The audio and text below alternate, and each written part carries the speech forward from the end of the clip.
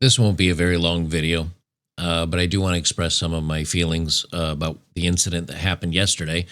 I was live doing a live stream over on Rumble. We're talking about the incident with Iriana and getting slashed in the neck and everything. And somebody said, "Hey, Charlie Kirk's been shot," and so we pulled it up and I watched him and the incident and him getting hit in the neck and the blood coming out, and a lot of us really assumed, hey, I don't think there's any way you make it through that, even if they were very quick to grab you and get you to the hospital. There's no way you get through that. And of course, we found out that Charlie didn't make it through that. But this feels different. This feels, I think, different than even when Trump got hit. And I think why is I view Charlie Kirk as another YouTuber. Now, I know he was much bigger than that, and he had done very many more things than I'll ever accomplish. But I still viewed him as, hey, he's just another guy that does content on the internet, and he became very famous, and he got to shake hands with the president and bend the ears of global politicians, and he reached out to a lot of young people trying to make a change, which is something that I tried to do. That's why I actually started this channel, to let young guys know, hey, man, it's not you. that some of the craziness in the world is actually the fault of others, and that you should maintain and stay on track, and everything will turn out right for you. And Charlie kind of did the same thing to a huge, a massive degree, way much more than I'll ever even imagine of reaching. But my point being, that I view him just as another content creator. And the fact that he made such a change that somebody felt they had to go out and silence him permanently because his words were stirring the young people of today and making such a change, and maybe helped President Trump get elected. And they felt that his words were so damning, were so dangerous, that they had to silence him with a bullet to the neck. That really kind of threw me. But I think what threw me a little bit more was when I jumped on X later in the day, kind of looking through posts, and among all the millions of people pouring out their hearts for the wonderful things Charlie has done and the wonderful things he said and the way he changed their lives, there were hundreds of thousands that were celebrating, actually cheering on the fact that somebody got him. They weren't pretending. They didn't even. They were sarcastic. They were mean-spirited. They were evil. And it made me realize that there is a certain point when there is no turning back. There's no way to come back from this. There's no way to find middle ground with many of these people. The indoctrination has taken hold. The evil has set in, and things are going to get dark from here.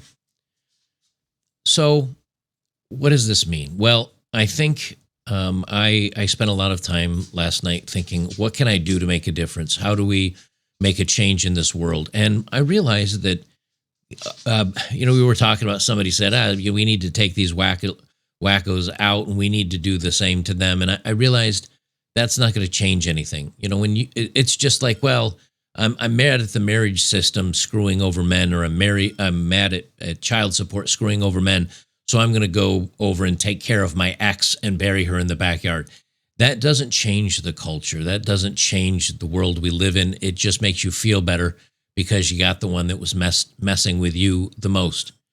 I'm not going to make this into some big diatribe about what we need to do to actually change the country. But I will say this.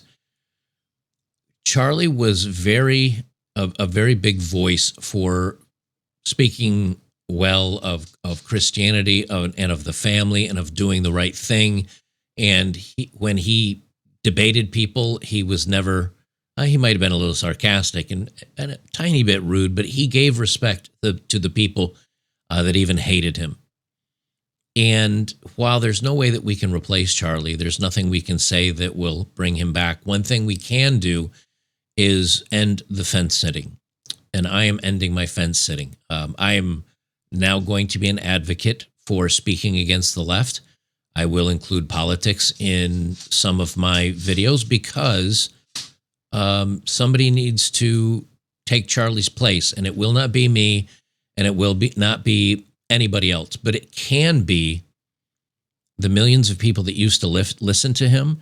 They can help move his message, and they can help red pill the young minds of today, and they can help extol the virtues of goodness while squashing the left and squashing their hate and squashing their propensity to violence. And that needs to be done. I think the best thing we can do to celebrate Charlie and what he's done in his life is to support his work and his message and to continue on what he was doing. I haven't figured out how I'm going to do that. I have no idea. I don't even know if I can, but I do know I want to try. I do know I want to crush the left. I want to crush these people that are crazy. And there's only one way I know how to do that legally, which is to change the culture. At this point, I think many of you have stated multiple times you don't think voting makes a difference. In many ways, I agree with that, although I think we'd be in a very different world if Kamala Harris were president today instead of Donald Trump. I think we'd be in a different world. So I think voting does matter to some degree. But even if we agree that doesn't change much, neither does marching on a Capitol, neither does going down and having a confrontation with your local politician. What does change is changing, or what does facilitate change is changing culture. It is by shaming these weirdos. It is by ostracizing them. It is by punishing them. It is by punishing the corporations with our dollars and our words that support this kind of stuff. It is making sure that you vote in every single election, including your local town school board, which I do know makes a difference. It's war. It is a war has been declared, and we should fight it, in my opinion, the way Charlie would have fought it, with words and statements and using your brain and your mouth to overcome the cowards that have to use guns. We don't fight the same way they do. We never will, because we're better than them and we're smarter than them, and we have words and articulation and thoughts and better weapons. Ones that can change a culture, not just silence one person. I'm not going to make this an incredibly long video. I just wanted to get that out there. As of now, the outpouring of love for Charlie and from students and the young people that he red-pilled. He leaves behind a wonderful wife and 2 children. You know, Charlie Kirk got it right. At 31 years old, he had a beautiful wife. He had 2 kids. We can joke about all the problems that come with that, but through right up until the moment Charlie left us, he had won the game. He got the house and the picket fence. He got to bend the ears of powerful people. He was loved by millions. He had a wife and the kids, and he made a change in the world. And really, isn't that what we'd all like to do, is try to make a change in the world for good? And Charlie was able to do that. I'm still kind of wrecked over this. I'm very upset that we've got to a point in our country where the discourse has changed to now where we need to silence our opponents or our enemies with ending their lives. I think this is a turning point. Ironically, Charlie's company, I guess you'd call it, Charlie's movement was called Turning Point USA. I think this is a turning point in our history. I think it is a very dark one. But as we say many times, weak men bring bad times. And this is a bad time. And there are a lot of weak men out there. Or in this case, it may be a weak he, she, they, whatever, because apparently they found the ammunition up on the roof that was used to attack Charlie. And it has all the identifiers of the LGHD TV community. I guess some little inscriptions on the rounds. But ironically, to me at this point in time, that sounds a little false flaggy. I don't know what to believe anymore. And maybe this is part of the challenge. This is part of the culture war. Part of what we're going to go through as a world at this point in time is Can you trust your eyes? Can you trust your ears? Can you trust the information that was given to you? I don't know. But I do know this much. Charlie was a good man. Charlie did everything right. Charlie played by the rules. Charlie was a kind and loving person that tried to change the world for a better, and they killed him for it. And so if you go on social media and you look at a lot of the things out there, there's a lot of people that feel like, hey, they've finally just declared war on us. And the politicians are unapologetic. They're blaming us, the conservatives or the right side or the non-lefties or the centrists for our divisiveness. They're blaming us for the hate because we will not accept the LGHD TV theme and what they want of it. They're blaming, the media's blaming it. The news is blaming us. They've taken the masks off. This is a real mask off moment. I don't know how we fight, but I can tell you this. We need to fight. We cannot go down this dark path. And we've just taken the first step along a road with no return. And from what I'm seeing online, a lot of people are excited for going down that road of no return. A lot of sides, both sides, I should say, a lot of them want to, let's get this fight going. Let's go ahead and let's do this. Because both sides think they're going to be on the winning side. I don't know if you've ever read the little poem that was written by an author unknown saying, "The men who wanted to be left alone." I'm not going to read it here, but just do a search for it. Read a little poem called "The Men Who Just Wanted to Be Left Alone."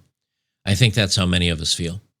We just want to be left alone. We just want to enjoy our lives. We just want to be doing whatever our heart's content. And instead, they're insistent on trying to change, in the case of UK, trying to bring in immigrants to the point that UK no longer exists. Same thing for Ireland.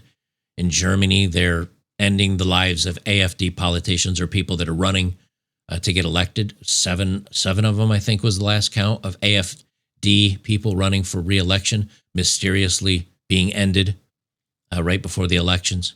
They're taking out people like Charlie Kirk, just a YouTuber with a very big heart and a very big message. I feel like something's changed. I don't know what that is, but I feel that we're walking down a very dark path. And a little part of me, just a little part of me, understands that once we do, there's no return. But we just don't know how we're going to fight it yet. So all I can do is fight it the way Charlie would have fought it, with words and thoughts and ideas.